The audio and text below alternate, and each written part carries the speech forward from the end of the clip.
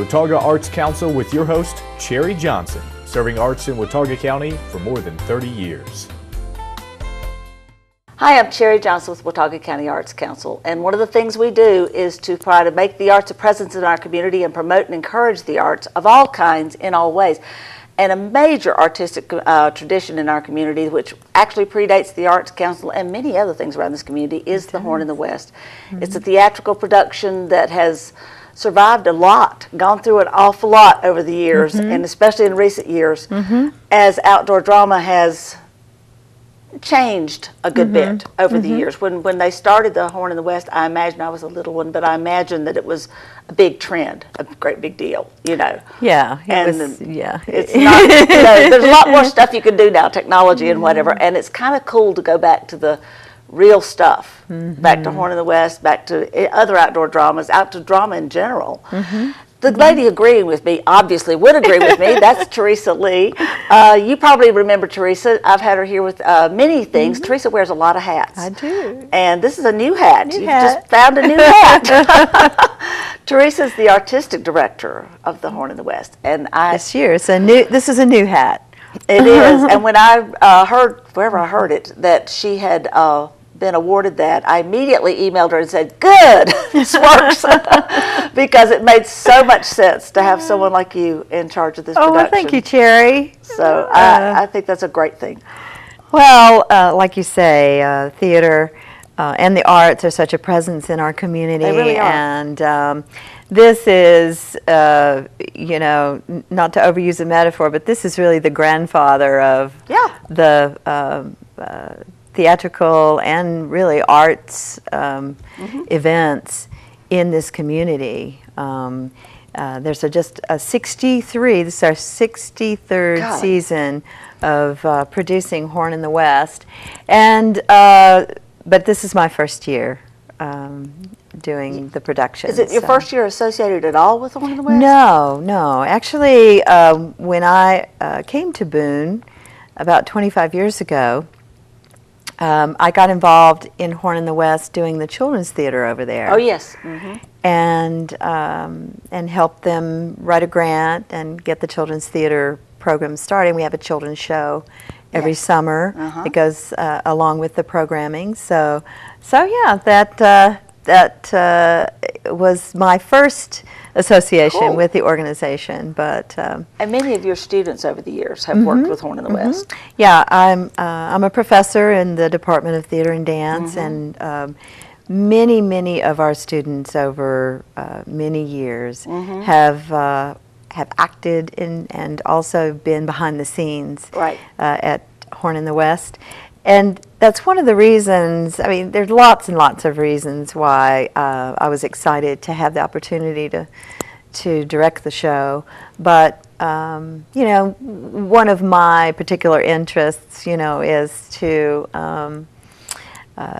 be there and help with the further the training of not just my students, but a lot of young people do the show because they're beginning their careers, and it is outdoor drama, and it's not for the faint of heart. It's a rugged endeavor to come and do a theatrical production 6 nights a week. For 7 weeks, outdoors, in the elements, and so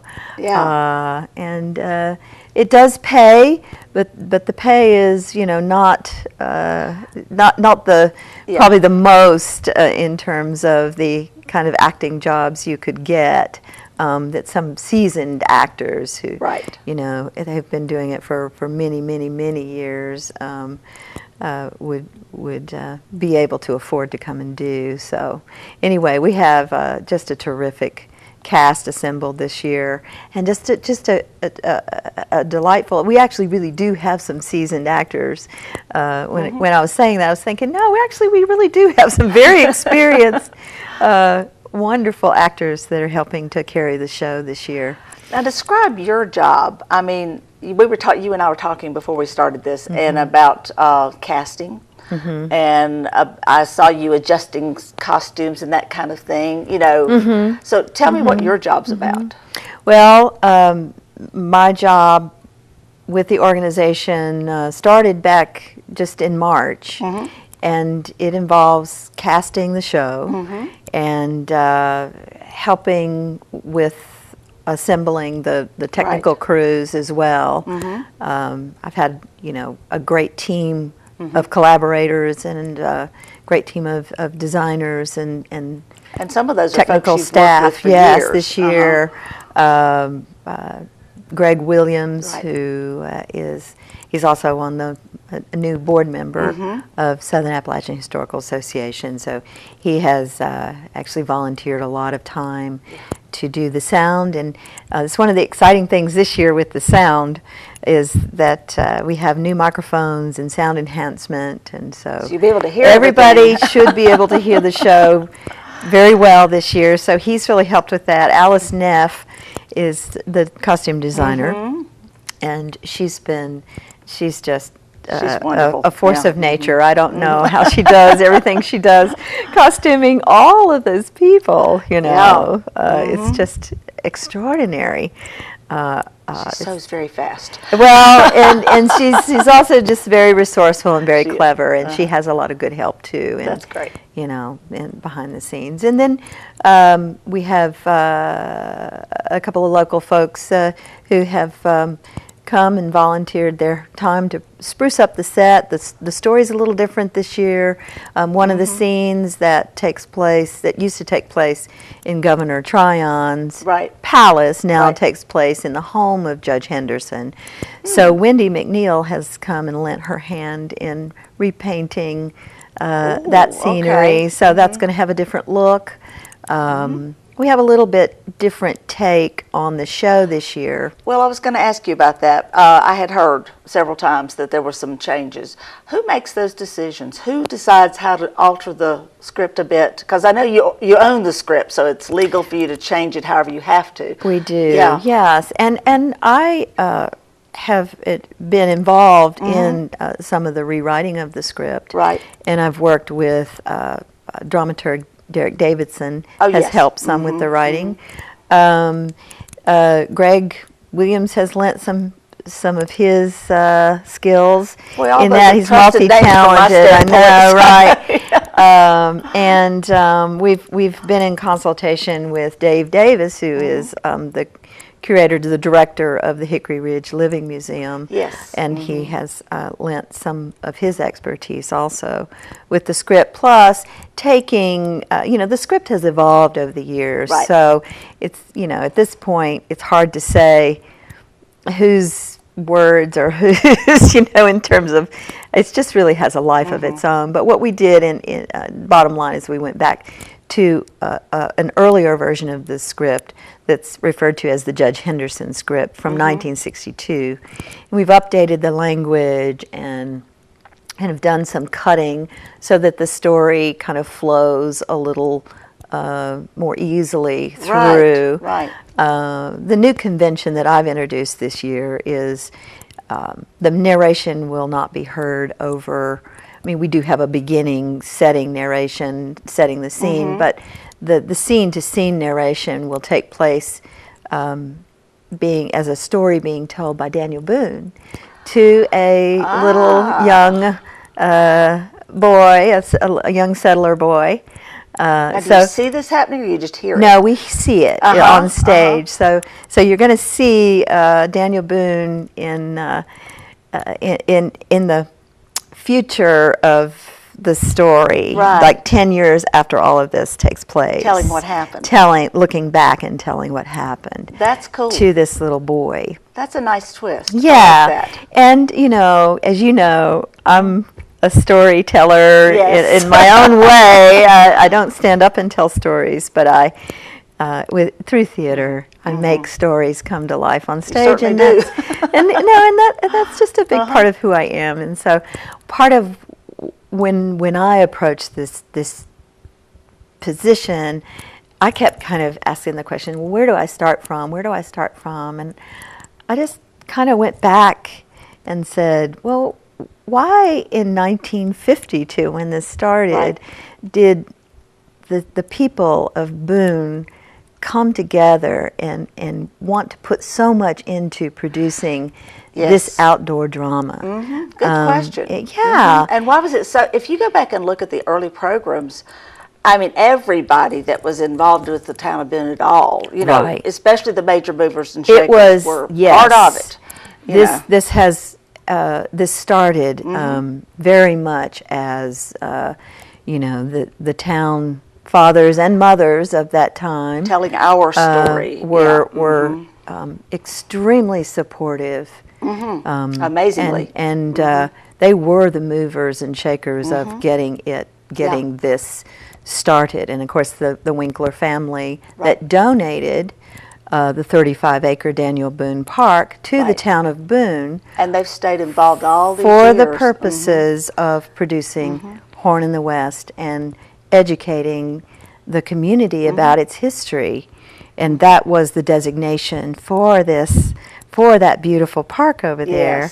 And we're so fortunate that it has remained there. It is a treasure right in the center of Boone that I think a lot of people really who live here are either underutilize it or they're under aware of it. They may know it's there, but they don't really come by and spend time there. And I'm telling you, it really is. Well, and I'm as guilty as anybody of saying, well, I already saw it, but you didn't already see it. Not this one. No, not this one. And what I tell people also, even if you have seen the show, the story is basically the same, but there's some new twists to it. There won't be the Indian fire dance as we've seen it before, but there will be a new, exciting, dramatic moment at the end of Act 1 that was full of suspense. So they need to come and see what that is. That's great. Yes. Now, we were talking about how that it's, you know, not only is it a wonderful thing, of course, to bring out-of-town family to share your community with them, but it can be an entire evening. Oh, my. Because there's so much to Absolutely. do. It's not just come and sit in a theater and bring your blanket or whatever in case it gets cold. Right. Yeah, there's a lot more to it. Absolutely, absolutely. The show starts at 8 o'clock, and it runs Tuesday through Sunday night. We're only off on Monday nights. But starting at 7:30 are pre-show activities and singers come out and so forth. But starting at 5:30 in the evening, they could come and visit the Hickory Ridge Living Museum, walk through that. What's so great about it is that you can come, walk through the history of the place where the show actually takes place. And so it's really great to be able to see and live for a few minutes in what you're about to see, then go. You can order a Daniel Boone dinner ahead of time. You can go see the show afterwards and sit under the stars in the beautiful Boone weather. Eat outdoors, Eat enjoy outdoors. that, and then do the whole thing. Right, So right, that really makes it an experience. Yeah. Much more than just a go into the theater thing. Yeah, So, it is a complete, total experience. That's really. great. That's great.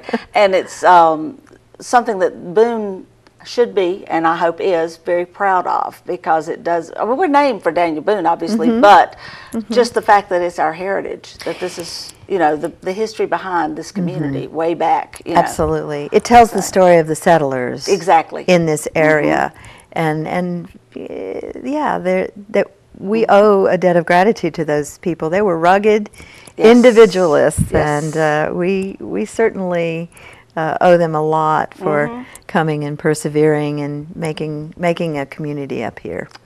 Well, I'm excited to see what happens this year, because the names you named as being involved with the production are people that I've known in the theatrical world of this community for many, many years. Yeah, I don't want to forget Shauna Godwin Hamby, who has done a lot of choreography for Watauga High School, and she does the choreography for Tweetsie.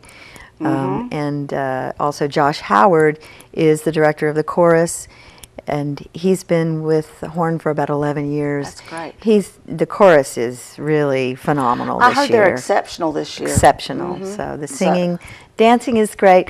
All of the things that people are sort of used to seeing in terms of the songs and the dances. All that's still there. That's cool. It's just a little different treatment to it. Now, one thing I meant to ask a while ago and we didn't get to was you mentioned how many people were cast in roles and so forth.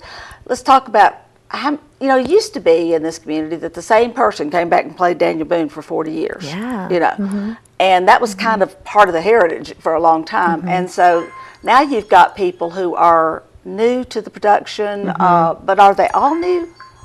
They are not all new. There are some new people, but there are some returnees. The young gentleman playing Jack is a returnee. He has been there for, I guess last year was his first year, so this is his second year. Right. He's an ASU student about to be a graduating senior, and I think we have a clip that we're going to be showing with this interview. We are. So he plays Jack. A couple of the other people you'll see in the clip. Daniel Boone is played by John Mark Bowman, and he is an actor out of Norfolk, Virginia Beach area. Right. He has most recently been with Virginia Stage Company. And Elise Williams has done some work with Lee's McRae Summer Theater, Right. so you may have seen her on the stage if you're a theater goer in this area. So she's playing Mary. She's the other actress in the clip. And Reverend Sims is new this year, so it's his first time. And each actor adds a little of themselves to the production. They do. So that can sometimes make it feel different too. So I challenge you to go find all the differences and celebrate those differences. Not that there's anything wrong with the past, but it's kind of nice to have a fresh twist. And this weekend is Watauga weekend coming up that opening. fast. Wow. Yes, a Friday and Saturday night is Watauga, and tickets are, I believe, $10. They're Much half cheaper price. for- Normally 20, so you get in for half price. And also closing weekend is Watauga night. Good. And the way to find out about ticket information, reservations, is to call 828-264-2120. Right. And www.horninthewest.com. It's all one word. That's an easy website to keep up with. Yeah. And if you're around town, you may see one of these. This will at least give you the phone number and the website and some. If you're local, you'll recognize some of the people in these pictures. Yeah. But this is a great beginning point to get you into the right place. We're going to watch a little segment of the production that you've brought with us today. Yeah, this is a little scene that may seem new to a lot of people. It did to me. It's a callback from a very, very earlier version, but again, a little different twist. It's a gutsy Mary. Yes, Daniel Boone.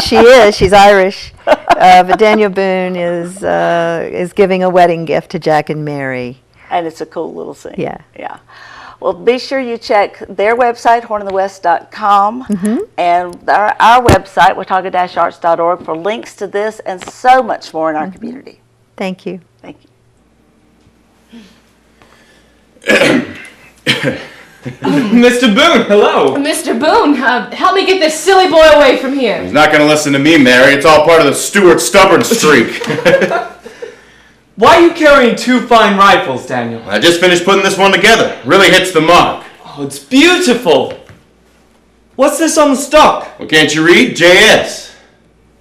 JS? Jack Stewart? Look on the other side. MS.